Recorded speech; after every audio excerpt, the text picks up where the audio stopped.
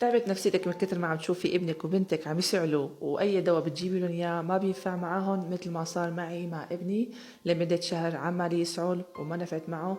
اخذت هاي الوصفة من عند جارتي المغربية، 4 فصوص من الثوم بقطعهم من فوق بهالطريقة هذه مشان تخرج المادة الفعالة اللي فيهم بطريقة اسرع، وبحط عليها ربع لتر من الزيت، لا تتقيدوا بالكمية، الكمية اللي انتم حبيتوها من الثوم ومن الزيت كمان، زيت الزيتون الأصلي.